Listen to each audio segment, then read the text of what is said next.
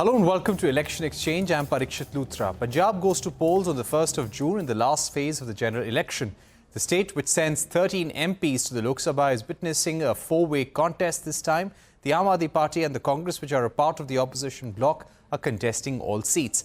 The Congress had won 8 seats in 2019. The BJP, which has played a second fiddle to Shiromani Akali Dal for close to 3 decades, is contesting all. The Sukhbir Badal-led party walked out of the NDA over the farm law issue in September 2020. The elections are also a struggle for relevance for the Shiromani Akali Dal after their dismal performance in the assembly elections. This is also their first election without the towering presence of the late Prakash Singh Badal.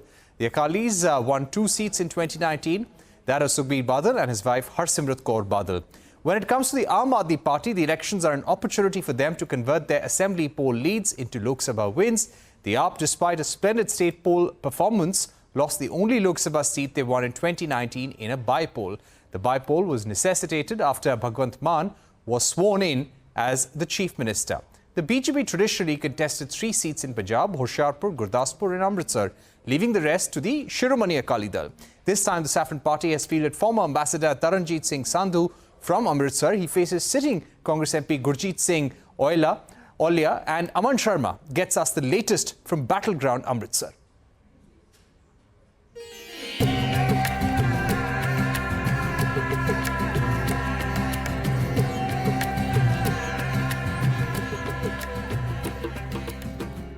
This is Amritsar, the Guru ki Nagri, and Amritsar this time has become a very, very intense contest. We are right next to the beautiful Golden Temple in Amritsar, and fighting to win the Amritsar seat is Gurjeet Singh Aujla, the 2-time Congress MP from here, looking for a hat-trick, pitted against Mr. Taranjit Singh Sandhu of the BJP. But this time the BJP is not in an alliance with the Akali Dal, which was strong in rural Amritsar. Akali Dal is fighting separately. The Aam Aadmi Party, which won 7 out of the 9 seats of assembly seats in 2022 in Amritsar, is also contesting separately from the Congress party in a 4-cornered contest. The Congress is asking for votes, citing the unfulfilled promises by the AAP government, while the BJP is saying that believe in Narendra Modi and vote for Taranjit Singh Sandhu.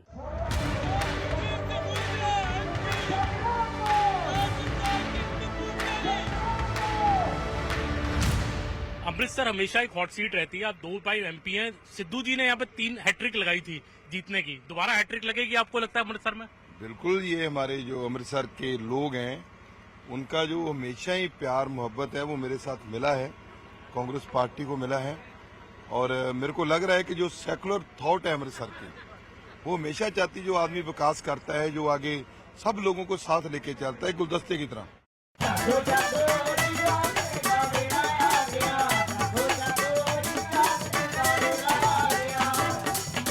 Your family has a rich, illustrious history associated with Amritsar.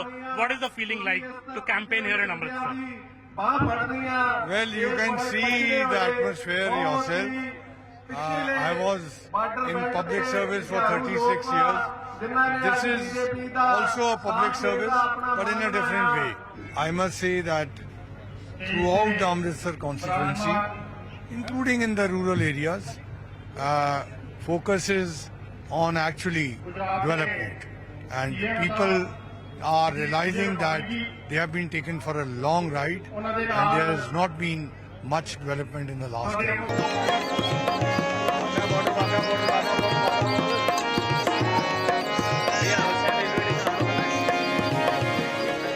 We are in the famous heritage street of Amritsar that goes up till the famous Golden Temple behind me, and a group of local shopkeepers here. Elections are coming. चुनाव आने वाला है जी। 1 तारीख को vote डालेंगे अमृतसर में। हुआ कुछ अमृतसर में काम आपको लगता है? काम तो काफी हुआ जी। ये गोल्डन हेरिटेज स्ट्रीट जो बनी है, ये 4-5 साल पहले बहुत अच्छा काम हुआ है इधर भी। आगे भी हम ये चाहते हैं कि जो अमृतसर में या पंजाब में अच्छा काम करेगा उसी को वोट देंगे। Kind of a mixed opinion you see from everybody here. One gentleman here saying that if the same government in center and state batting for the BJP, it is better that the government works in national interest. One gentleman here is saying that Rahul Gandhi came to the Golden Temple, did seva for the Guru, and that is why people will forgive Rahul Gandhi and give him votes. But other people also, a lot of people in fact are telling us that the Aam Aadmi Party has not been able to deliver on its promises which it had made 2 years back, and it seems popularity seems to be waning this time. Aman Sharma with Chintan from the Golden Temple for CNN News 18. All right, Amritsar will be hotly contested seat between Taranjeet Singh Sandhu, former Indian ambassador to United States, fighting on a BJP ticket, and Gurjeet Singh Aujla of the Congress party. To take this forward is Professor Pramod Kumar, chairperson at Institute for Development and Communication, joining us from Chandigarh. Professor Kumar, thank you very much for joining us on the program. Let me begin by asking you, there has been a protest over farmer issues as early as the beginning of this year. MSP is an issue, unemployment, rural debt, also the water crisis in Punjab. What, according to you, will be some of the deciding factors in this election for the people of the state? There are three things which one must understand when it comes to Punjab. One, that Punjab, so far as the political narrative is concerned, is not in conversation with the national political narrative. There is no issue relating to, let's say, Ram Mandir, launching of Ram Mandir, or even OBC quota reservations, or whatever they are discussing at the national level. At the state level, the political narrative is totally different. As you rightly said, the state level narrative is farmers' issues, which is legalizing the MSP. It is also an issue of people, those who have been arrested. The Sikh Bandis, they should be released. Those who have completed their term. The issue is also, center-state relations, more autonomy for the state. The issue is also that the water table is going down and it has to be rejuvenated. So Punjab has a different narrative. Number two, Punjab, there is no India bloc or NDA.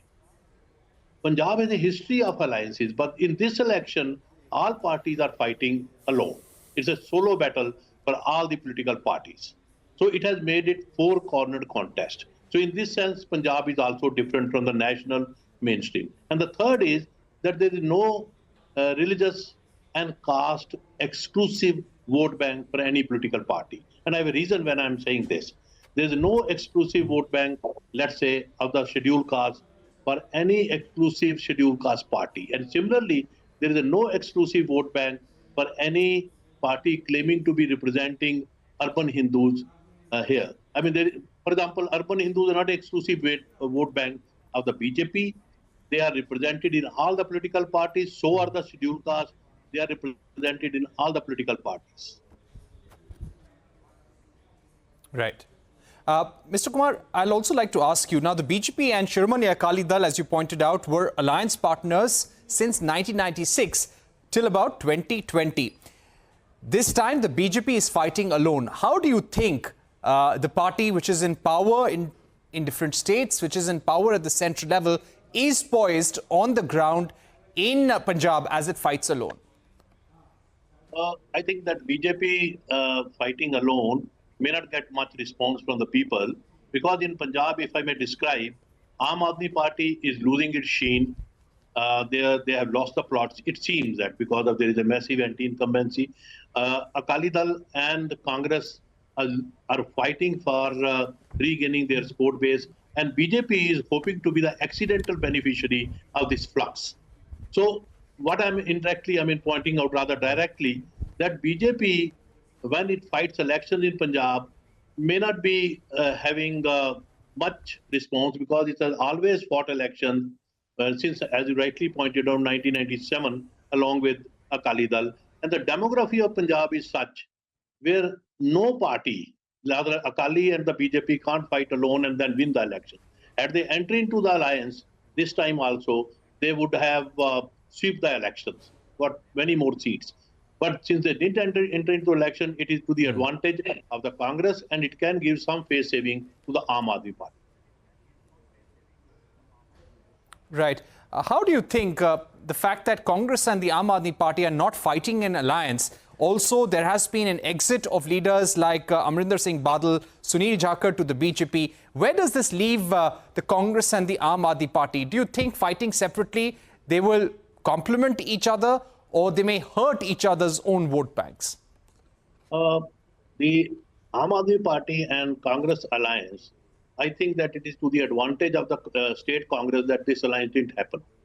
Had this alliance happened, the Congress party may not have performed that better as they are performing it now, because there's a massive anti-incumbency of the Aam Aadmi Party.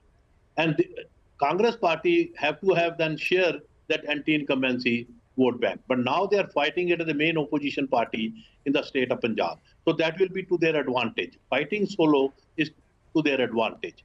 So to my mind, the election, not entering into alliance with each other is to the advantage of the Congress, but perhaps may not be that advantageous to the Aam Aadmi Party.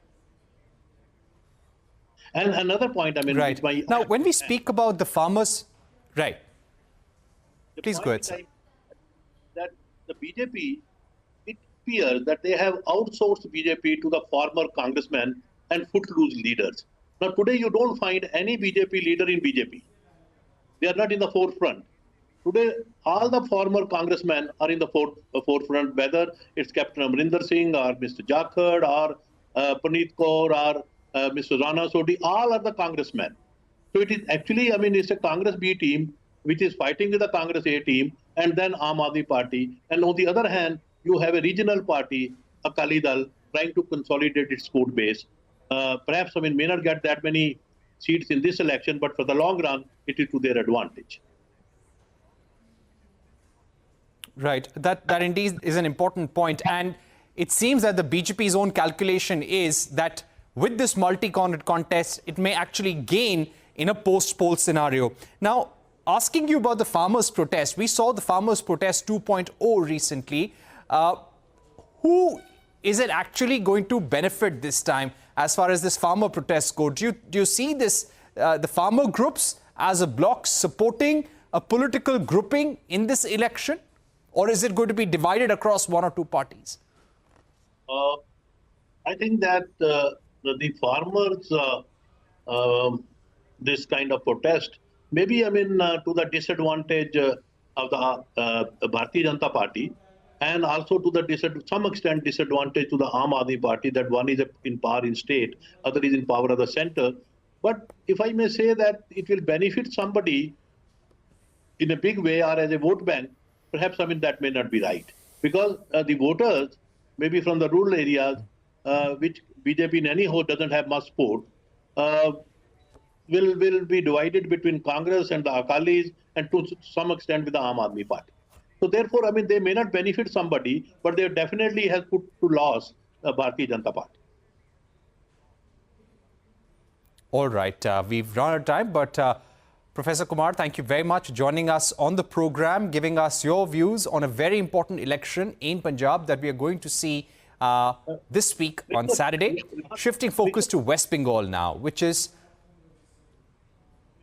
You will find very interesting. Yes, shifting focus to West Bengal, which is among the... Right, sir, go ahead. Where the fringe radicals are emerging in Punjab, for example, in three main constituencies, and which is very serious trend. That today you find in Khadur Sahib constituency, the fringe radical Amritsar is emerging as a major, posing as a major challenge to the traditional parties.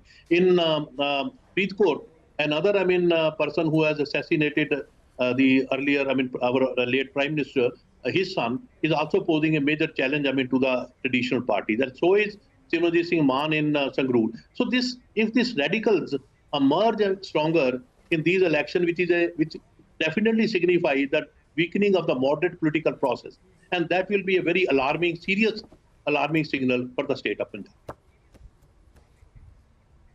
All right, definitely a worrying trend. Thank you very much, Professor Kumar, for joining us with that important perspective. Shifting focus to West Bengal now, which is among the 8 states to vote in the 7th phase. The state will see voting in 9 constituencies in the final phase of elections. The key seats to watch are Diamond Harbour, from where Abhishek Banerjee of the TMC is fighting. Kolkata Uttar will see a contest between Tapas Roy of the BJP and Sudeep Bandyopadhyay of the TMC. Barasat seat will see a fight between Kakoli Ghosh Dastidar of the TMC and Swapan Majumdar of the BJP. Basirat seat will be a fight between Rekha Patra of BJP and Haji Nurul Islam of the TMC. All the 9 seats voting in the 7th phase were won by the Trinamool Congress in the 2019 election. Pallavi Ghosh sums up the key fights from Phase 7 of Battleground Bengal. Well, as Bengal gets ready to vote for the last phase, is now the battle of road shows between the Prime Minister and the West Bengal Chief Minister Mamata Banerjee. In the last phase, there are going to be key constituencies of Kolkata, which has been seen as a turf of the Trinamool Congress. But apart from that, Boshirhat is another important constituency because this is where Sandesh Khali falls, and that has certainly been one of the main narratives of the BJP against the West Bengal Chief Minister, accusing her of actually protecting and shielding all those accused and the corrupt, and especially those who are guilty and who are facing allegations of crime against the women of Sandesh Khali. Will that really make a difference? That's the big pitch which is going to be made by the Prime Minister. On the other hand, the big narrative coming in for the Trinamool Congress is that of the outsider tag as far as the PM and the BJP is concerned, accusing them of duplicity, of not denying enough for, not doing enough for West Bengal, denying them the funds under the Manrega. That is one of the main issues on which this battle is going to be there. What Mamata Banerjee wants to assure is that the BJP does not repeat its performance of 2019 when it got 18 Lok Sabha seats. Well, the Prime Minister's target is much, much beyond that. All right, we're also picking up that the cyclone Rimal has actually damaged at least 48 polling stations across 9 Lok Sabha constituencies, and the Election Commission is trying to mitigate the damage that has been caused. From Bengal to neighbouring Bihar now, where the centre launched the Agniveer scheme in June 22, it changed the old recruitment system of the armed forces. The scheme came with a number of restrictions, from the length of service to benefits on offer. In our ongoing series Election Exchange, CNBC TV18 Santiago reports that the scheme has not gone down well with aspiring soldiers in Bihar, and finds out that this could change the way they vote in the Lok Sabha polls.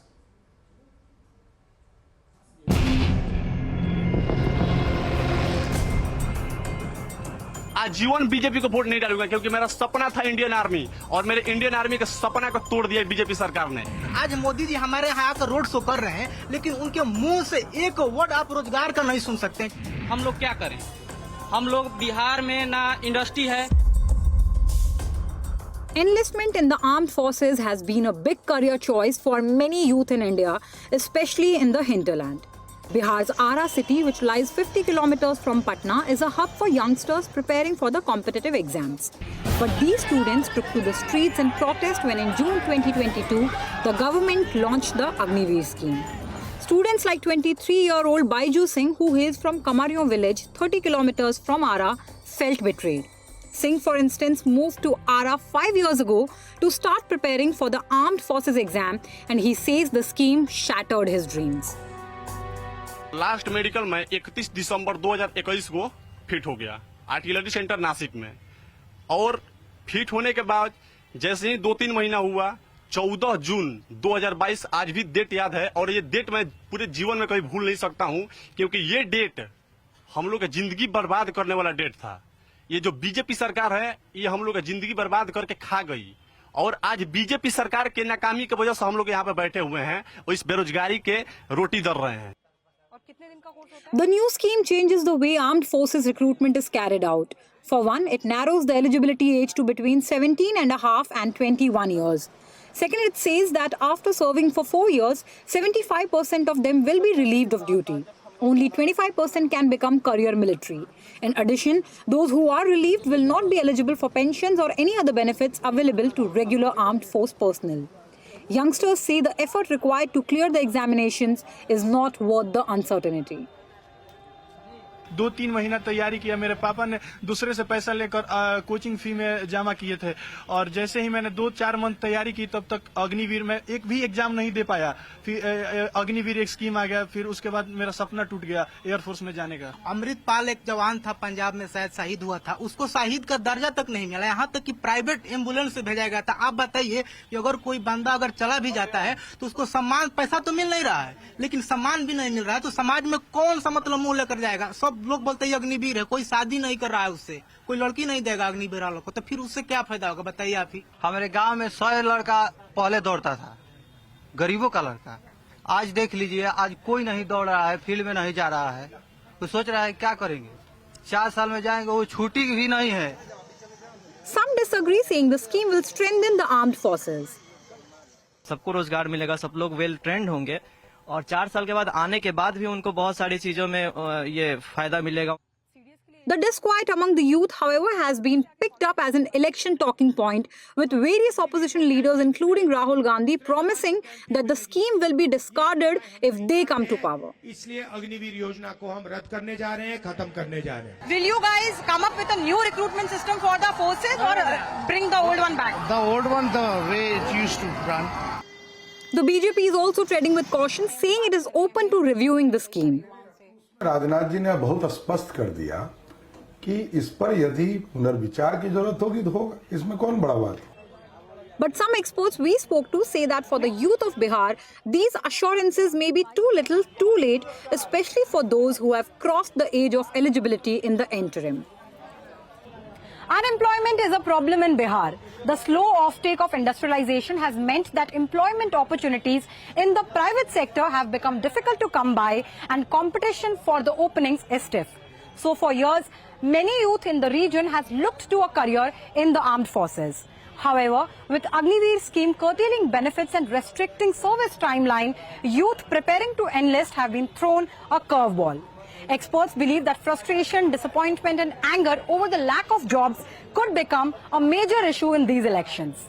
In Arrah, with camera person Swapnil Bandekar, this is Santya for CNBC TV18. So clearly, the Agniveer scheme has caused a lot of anger in different states of India, and people are asking, why will the youth join the army or the armed forces just for a 3 to 4 year period? We're taking a short break, but don't go anywhere. Samsung has launched its Made in India Galaxy F55 smartphone with certain new features. We will be getting you an exclusive conversation with Samsung India's top executive on the other side.